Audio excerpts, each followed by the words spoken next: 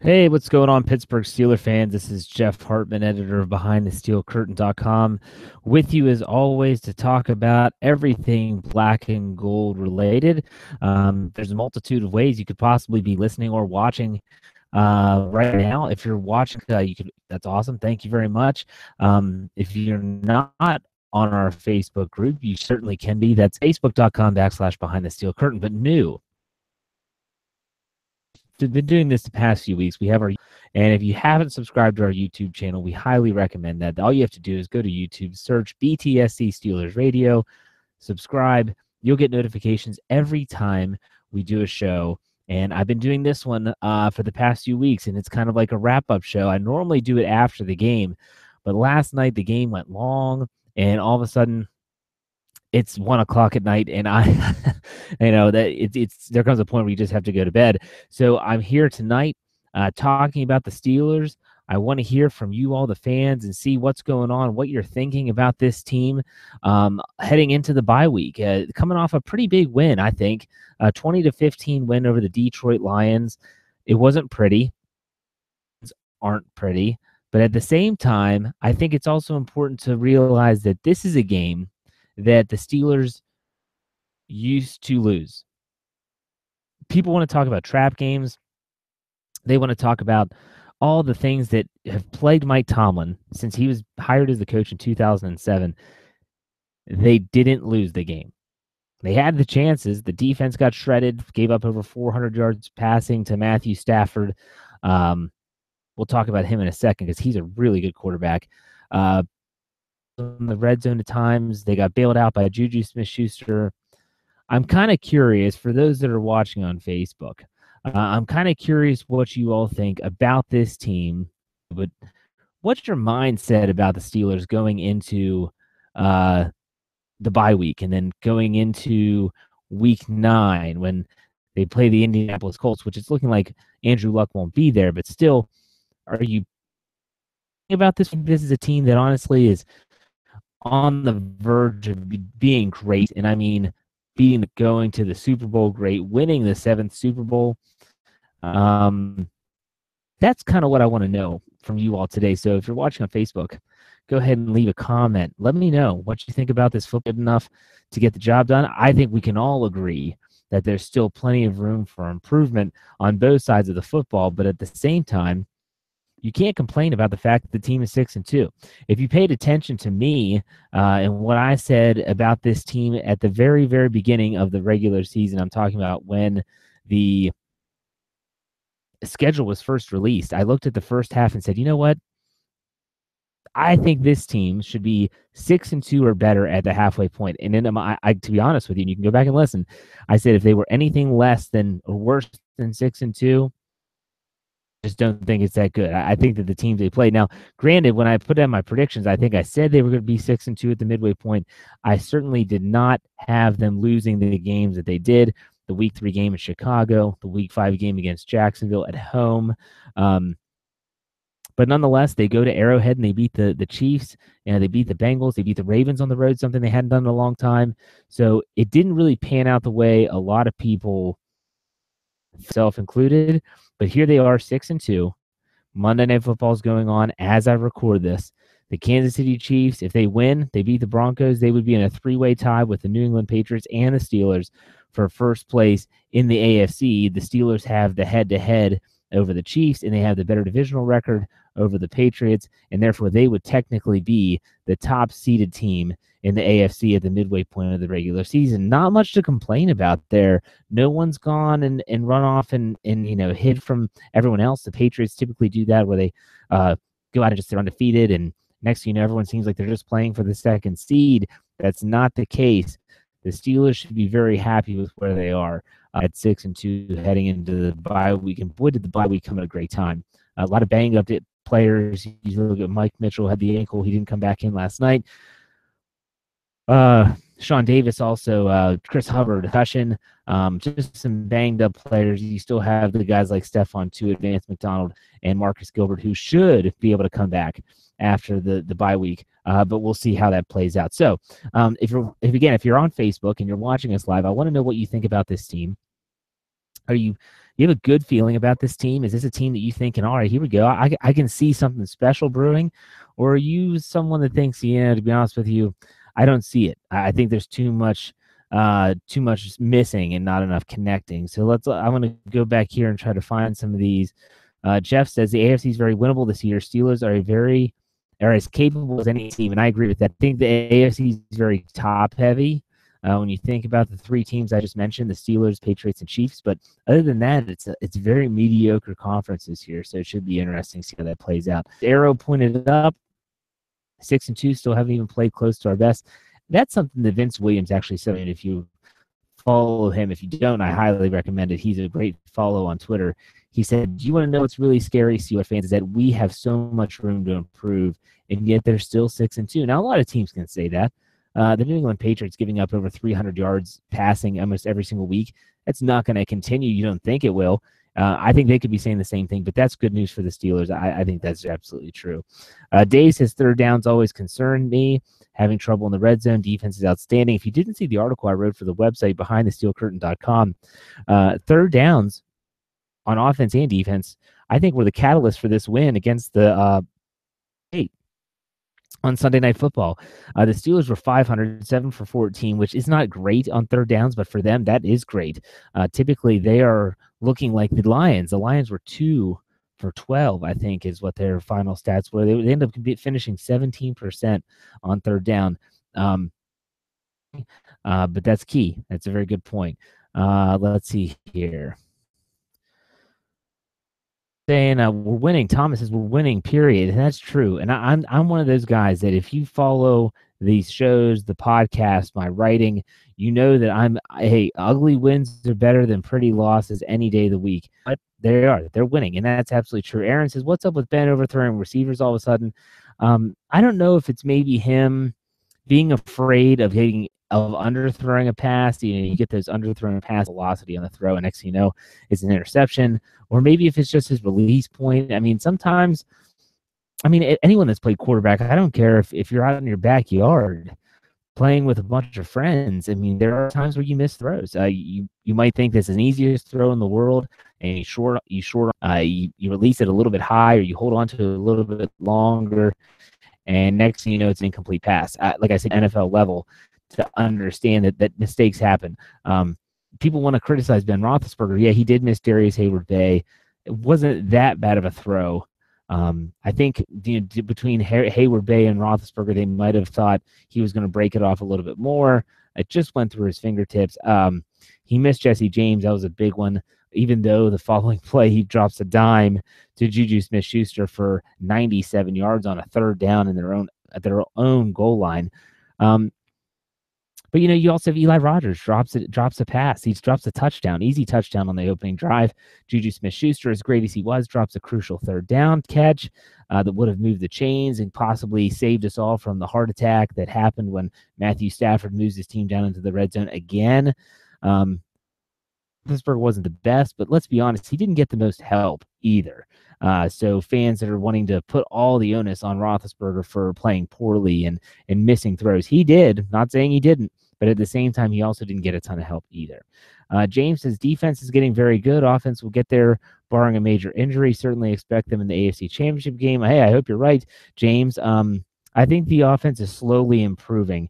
It might not be at the pace that everyone wants it to be, but they're slowly improving. And if they continue, and as you mentioned, stay healthy, then the Pittsburgh Steelers absolutely will be a team to be reckoned with by the end of the season.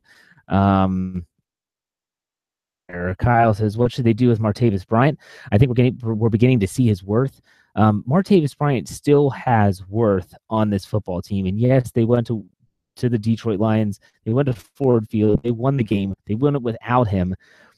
Martavis Bryant, I understand, hey, for me, what he said and what he did is stupid. I'm not saying that it was a good movie from someone, probably his agent, maybe his girlfriend. I don't know who. I don't know the guy personally, but all I can know, still use him. You will talk about red zone issues. The guy's 6'4", can jump through a roof, and we never throw a fade pattern to him, a back shoulder throw. They need to iron out some kinks, but I think that Martavis Bryant needs to be a part of the puzzle. He needs to be a player that the Steelers are utilizing, and not just letting him waste away. You want to play your cards. You want to make him understand that he is a part of the team, and he needs to learn that. And that's why he sat against the Detroit Lions. But I think after the bye week, hopefully they get him back reacclimated in the offense. That's important. See here, going through all these. I appreciate all the comments for everyone that's continuing. Todd says troubles in the red zone continue. Absolutely. And that's not just on offense, by the way. Everyone wants to point out the red zone offense, and rightfully so. It's been bad. It's been atrocious. It's been any adjective you can think of that somehow sounds like resembles bad play. The Steelers' red zone would fall into that category. But at the same time, up until last night, or the Sunday night game, depending on when you're listening or watching this, the Pittsburgh Steelers defense, the red zone defense had been very poor as well. So yes, the red zone troubles are troubling, but it's not just the offense, also the defense. Last night, though, they stepped up big in a big way. We're going to highlight some of those plays tomorrow on the website. Let's see here. Cole says the Steelers need a tight end with deep threat capabilities. That would make this offense unstoppable. They should look at a tight end in the draft next year instead of a long snapper. Colin Holba. You mentioned that guy's name at BehindTheSteelCurtain.com. It always gets a very funny reaction. But no, you're right. I think tight end is going to be a major. It all depends on what Ben Roethlisberger's plans are, and whether they go after a quarterback or anything like that. But I do think tight end is a need. It seems they have found Vance McDonald, who's become a very good blocking tight end for the Steelers. Very good game on Sunday Night Football. Xavier Grimble is serviceable, but not the guy that you're kind of describing, Cole, and that is the slasher, the person that Ladarius Green was supposed to be going down the seam. And I actually would look for a tight end that's even more athletic than what Ladarius.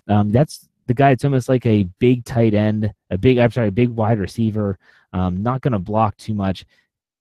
That's kind of, I think, the red zone threat that the Steelers would like to get. But we'll see. There's a long way off till the draft talk. We'll have plenty of conversations between now and then. Let's see here.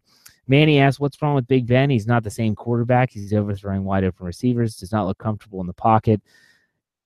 He doesn't. And Chris Collinsworth, as much as I don't like the guy, made a very good point against during the game last night where he talked about how Roethlisberger he's not moving out of the pocket and making plays, whether that's by design and the defense kind of coning him in, or whether it's the fact that Roethlisberger isn't comfortable moving outside the pocket anymore. I'm not sure, but it's certainly true. And it's something that is kind of concerning. Roethlisberger, when Art Rooney hired Todd Haley, he wanted to keep Ben in the pocket. He wanted to become him a good pocket passing quarterback. He wanted to make sure that he was the focal point in keeping him healthy. Well, they've done that, but at the same time, right now, he's missing on some throws. So they're going to have to be creative. I think the bye week's coming at a good time for this offense and for Big Ben. Absolutely. So I'm trying to catch up here. If I missed a couple of these, I apologize. A lot of comments here. I appreciate those. Honestly, let's go to Willie. I definitely think we have the defense to go to the next level. Our nickel package is as good as anyone's. We also are winning with unhealthy roster home fast. Absolutely. And you look at the fact that the Steelers are going to be playing the New England Patriots. And by the way, if you didn't hear the news, if let's say you're watching live right now, you're listening live, you're checking out the podcast later, whatever the case may be, Jimmy Garoppolo of the New England Patriots just got traded to the San Francisco 49ers. And there were some draft picks involved, a second-round pick, which is going to be a high pick, almost like a first-round pick at the end of the first round, considering it's Cleveland and they haven't won a football game. I'm sorry, it's San Francisco, and they haven't won a football game yet. But you think about that, Tom Brady, he's the only quarterback really left on that roster. They traded Brissett to the Colts earlier this year. That's one injury away from that's like I said, one injury away from really being in trouble in terms of the AFC big picture. But Dave asks, is that a Santa Claus above my head? Yes, it is. For those that are watching, I guess that stuff up all year round. It's been there all year. I'm a superstitious guy, mind you, and so when the Steelers are winning, I'm not taking that down. I noticed that the other day when I was previewing one of our podcasts on YouTube, and I said, oh my gosh, that Santa Claus has probably been up there all season. But hey, there's an ad. So hey, you want to hate? Well, we're getting into the Christmas season anyways. With that, I don't see a little Santa Claus up there for those that are watching. So that is a Santa Claus above my head. Johnny says third down offense, the play calls are suspect. I think Todd Haley has improved of play calling and managing this offense, but at the same time, I think that Todd Haley has taken a step backwards as well, and that's mainly in the red zone. Third down offense, man, has it been bad. If you follow us on Twitter at BT Steel Curtain, you'll know that I'm the one that runs the Twitter feed. I run our Facebook feed. I run the website. I do almost all of it.